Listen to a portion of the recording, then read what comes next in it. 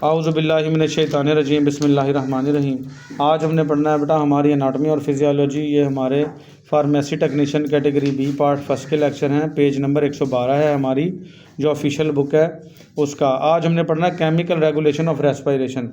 Respiration क्या था? सांस लेने का अमल। और रेगुलेशन क्या होता है? इसको कंट्रोल करना, कम या ज़्यादा करना। इससे पिछले वाले लेक्चर में हमने पढ़ा था बेटा ये नर्वस रेगुलेशन। नर्वस क्या था? दिमाग कैसे कंट्रोल करता है सांस को। तो आज हमने पढ़ना केमिकल। कुछ केमिकल ऐसे हैं जो कि सांस की रफ्तार को कंट्रोल करते हैं। और वो केमिकल कौन से हैं? कार्बन डाइऑक्साइड का बढ़ जाना। और असल में कार्बन डाइऑक्साइड की वजह से H+ आयन बढ़ते हैं, क्योंकि कार्बन डाइऑक्साइड जो है वो दिमाग के अंदर मौजूद पानी के साथ जो हाइड्रोजन है, पानी में H2 होता है, तो उस हाइड्रोजन के साथ मिलके कार्बोनेट बनाती है। और जो H+ आयन ज़्यादा होंगे तो वो दिमाग जो है वो सिग्नल भेजेगा ताकि सांस तेज़ से तेज़ ली जाए। जैसे हम कोई एक्सरसाइज करते हैं, दौड़ लगाते हैं, तो हमारी सांस फूल जाती है। वो हुआ क्योंकि हमारे मसल्स ने काम किया, हरकत की, ज़्यादा क्या पैदा हुई? Carbon dioxide. और वो कार्बन डाइऑक्साइड जो है वो दिमाग में पहुंची, क्योंकि कार्बन डाइऑक्साइड जो है वो दिमाग के अंदर अल्लाह पाक ने एक ब्लड ब्रेन बैरियर रखा हुआ है। वो कार्बन डाइऑक्साइड ही उसको क्रॉस कर सकती है, H+ आयन उसको क्रॉस नहीं कर सकते। लेकिन जैसे ही कार्बन डाइऑक्साइड दिमाग में पहुंचती है तो वो H+ आयन जो उसमें मौजूद है पानी में, वो कार्बन डाइऑक्साइड के साथ मिलकर कार्बोनेट बनाते हैं। फिर जैसे ही वो क्रॉस होकर आगे मज़ीद पहुंचती है तो वो H आयन जो है वो अलग हो जाते हैं उससे। जितने H आयन ज़्यादा होंगे उतना ही सांस की रफ्तार तेज़ होगी। यानी वो H आयन का बढ़ना है इनडायरेक्टली किसकी वजह से? कार्बन डाइऑक्साइड की वजह से। तो बॉडी में कार्बन डाइऑक्साइड ज़्यादा होगी, H आयन ज़्यादा होंगे, सांस की रफ्तार तेज़ होगी, तो वो कार्बन डाइऑक्साइड जो बाहर निकाल दी जाएगी और उसकी जगह क्या ले लेगी? ऑक्सीजन। और हम थोड़ी सी देर बैठते हैं एक्सरसाइज के बाद तो हमारे सांस की रफ्तार जो है वो नॉर्मल हो जाती है। तो नॉर्मल जो है आम हालात में 1 मिनट में इंसान जो है 12 से 20 मरतबा सांस लेता है। लेकिन जिस वक्त एक्सरसाइज कर रहे होते हैं हम 1 मिनट में 30 से 40 मरतबा सांस ले रहे होते हैं। तो ये कैसे होता है? ये केमिकल रेगुलेशन ऑफ रेस्पिरेशन है। ये मैंने उसका इंट्रोडक्शन दे दिया। तो हम पढ़ते हैं ये सारा मैकेनिज्म कैसे होता है। Central chemo receptor. सेंट्रल कहते हैं जो दिमाग तक पहुँचते हैं। Chemo sensitive area, certain chemicals, कुछ खास केमिकल हैं, स्टिमुलाई, केमिकल स्टिमुलाई हैं। अच्छा, स्टिमुलाई वो क्या चीज़ होती है बेटा? वो केमिकल या वो चीज़ जो किसी भी चीज़ को मज़ीद तहरीक दे दे, वो क्या कहलाती है? स्टिमुलाई। जैसा कि अगर मैं ये पेंसिल की नोक चबो दूँ हाथ के ऊपर, तो आप थोड़ी देर बाद मेरा हाथ झटक दोगे, तो ये पेंसिल की नोक क्या हो गई? स्टिमुलाई। तो इसी तरीके से कुछ केमिकल हैं जो आपकी बॉडी में मुख्तलिफ निज़ामों को तेज़ करते हैं, वो क्या कहलाते हैं? Chemical stimuli.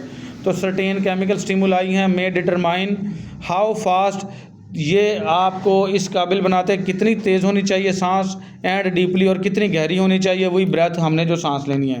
तो कुछ केमिकल स्टिमुलाई हैं वो हमें इस काबिल बनाते हैं कि कितनी गहरी और कितनी तेज़ हमने सांस लेनी है।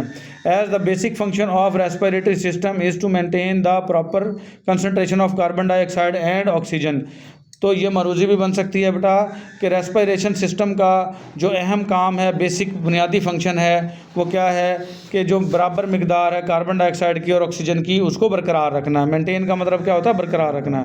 Carbon dioxide is the most important stimulus for regulating the rate of respiration. Carbon dioxide जो है वो बहुत अहम मुहर्रक है जो हमारे सांस की रफ्तार को कंट्रोल करता है। जितनी कार्बन डाइऑक्साइड ज़्यादा उतना ही सांस भी तेज़ी से आएगा, जितनी कार्बन डाइऑक्साइड कम उतना सांस भी नॉर्मल रफ्तार से आएगा। It is likely the H+ ion assume this role. और ये इसका काम कौन करता है? H+ आयन करते हैं। कार्बन डाइऑक्साइड ज़्यादा होने का काम कौन करता है? H+ ion.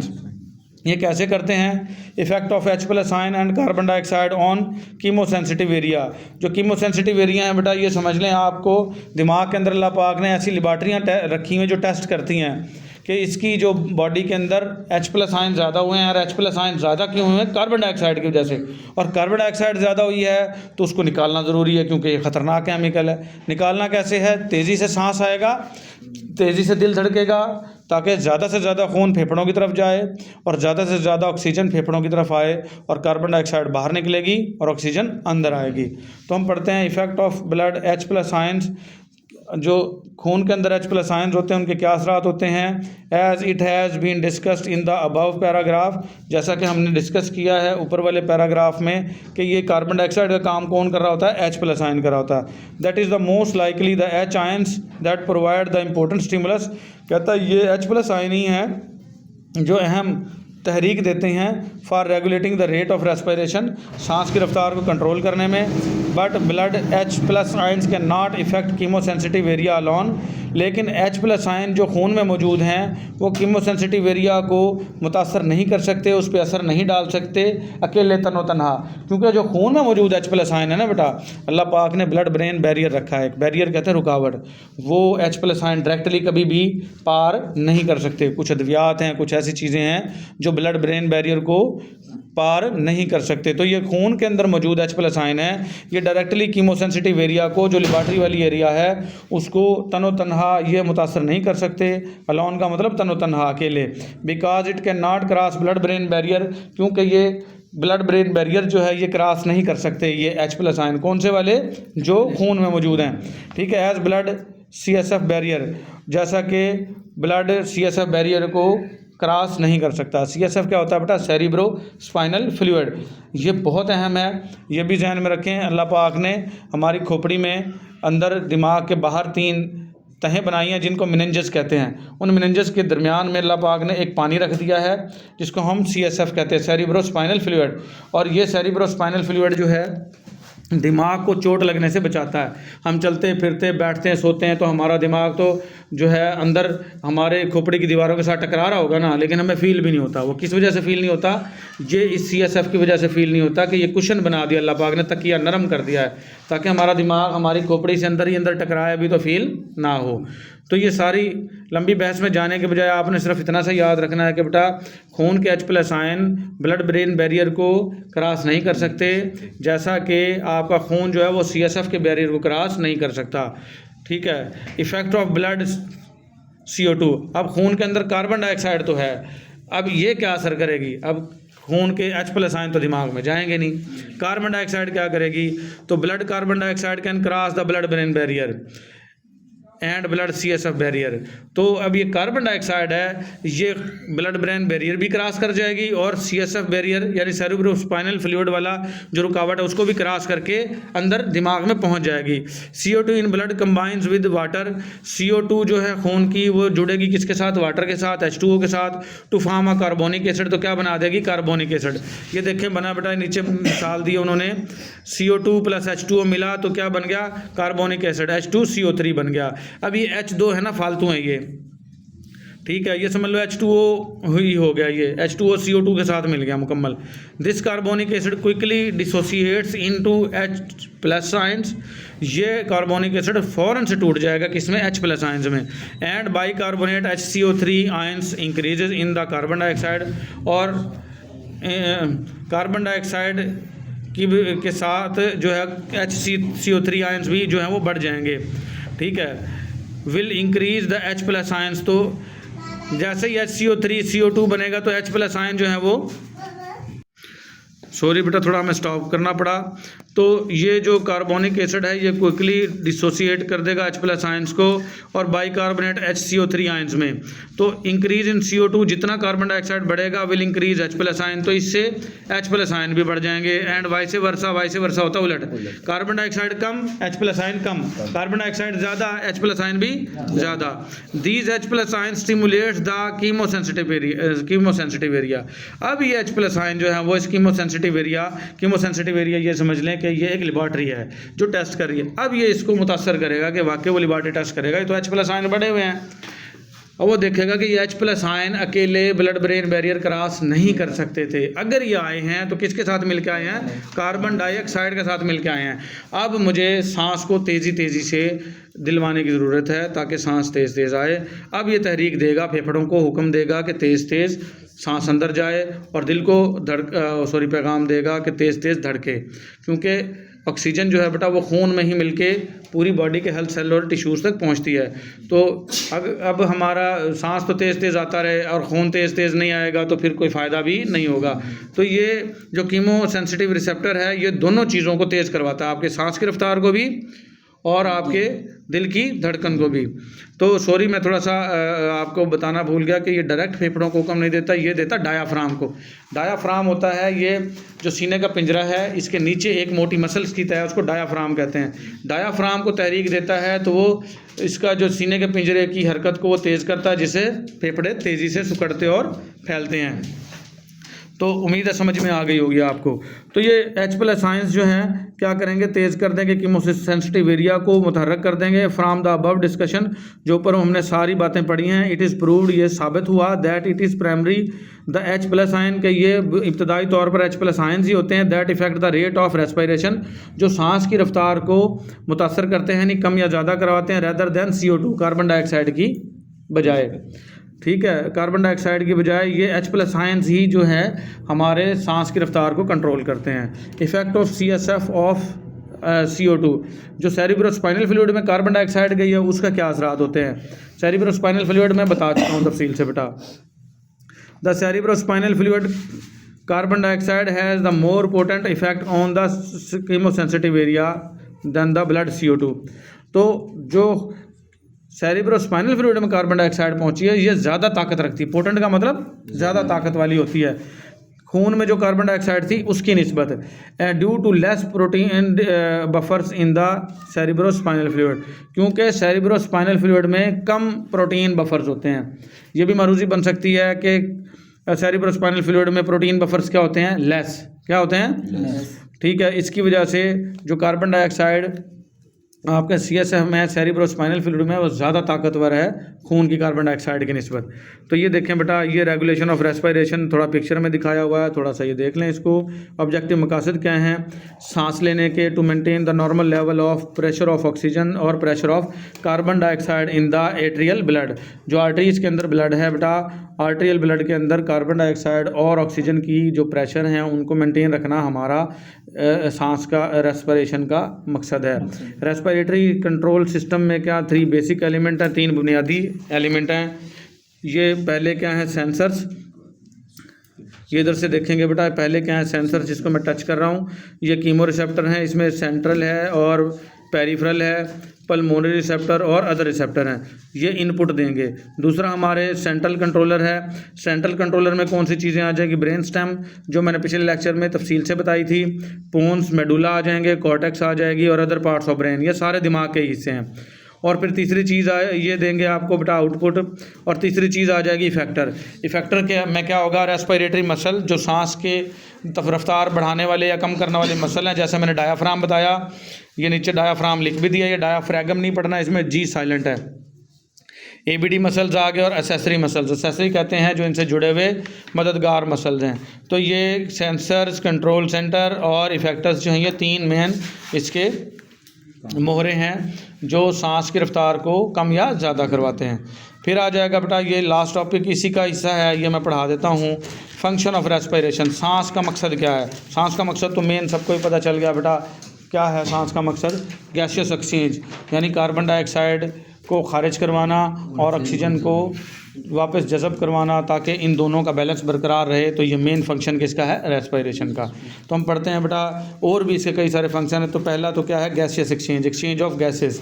The basic function of respiration, जो बुनियादी काम है रेस्पिरेशन का, is the exchange of gases, गैसों का तबादला है, oxygen and carbon dioxide, oxygen का और कार्बन डाइऑक्साइड का, between the body and the environment, किसके दरमियान में तबादला करवाएंगे, जिस्म में और माहौल में। माहौल से ऑक्सीजन ली जाएगी, बॉडी को पहुंचा दी जाएगी, और बॉडी से कार्बन डाइऑक्साइड ली जाएगी, माहौल में वापस खारिज कर दी जाएगी। तो पहला काम क्या था, एक्सचेंज ऑफ गैसेस। दूसरा क्या है, maintenance of acid base balance. बेटा बॉडी के अंदर एसिड बेस बैलेंस बरकरार रखना, pH को बरकरार रखना, वो भी बहुत ज़्यादा ज़रूरी है। तो H+ आयन का बढ़ रहे थे, H+ आयन बढ़ेंगे तो pH बढ़ जाएगी, यानी तेज़ाबी हो जाएगी।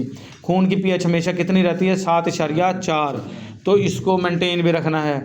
ज़्यादा H+ आयन हुए तो तेज़ाब बन जाएगा, ज़्यादा H+ आयन कम हुए तो असास अल्कली बन जाएगी। तो खून की pH जो है वो सिर्फ 7.4 रखनी है।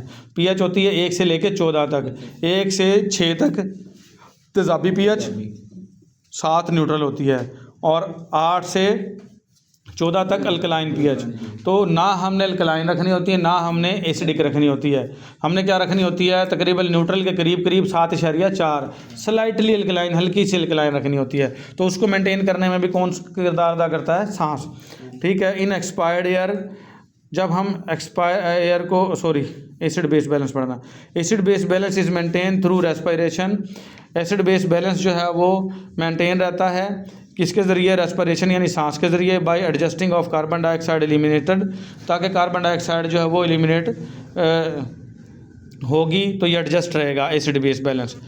डिस्कस अर्लियर, जो हम पहले ही तफसील से पढ़ के आ चुके हैं। फिर आ जाएगा मेंटेनेंस ऑफ टेम्परेचर। टेम्परेचर को भी मेंटेन रखा जाता है। जैसे हमारा बेटा हम खाना खाते हैं ना, खुराक, तो इसके जितने बांध टूटते हैं तो हीट भी जनरेट होती है, हीट पैदा हो रही है सर्दियों में भी और गर्मियों में भी। अब गर्मियों में बाहर भी गर्मी है, अंदर भी हीट पैदा हो रही है, तो वो हीट बहुत सारी सांस के ज़रिए बाहर निकलती है। आपने देखा होगा गर्म गर्म सांसें आ रही होती हैं, सर्दियों में भी गर्म सांसें आती हैं और गर्मियों में भी गर्म आती हैं। तो वो क्या हुआ, एक्स्ट्रा हीट जो है वो खारिज होगी। Heat flows from hot body to cold body. Heat हमेशा गर्म जिस्म से ठंडे की तरफ बहती है, तो सांस के ज़रिए अंदर की हीट बाहर निकल गई। तो वो बता रहा है इन एक्सपायर्ड एयर, हम जब हवा को बाहर निकालते हैं, लार्ज, बहुत ज़्यादा quantity of heat is loss, ज़्यादा क्वांटिटी जो मकदार है हीट की वो खारिज हो जाती है जिस्म से। ये यहाँ फुल स्टॉप उन्होंने बेकार में लगा दिया है।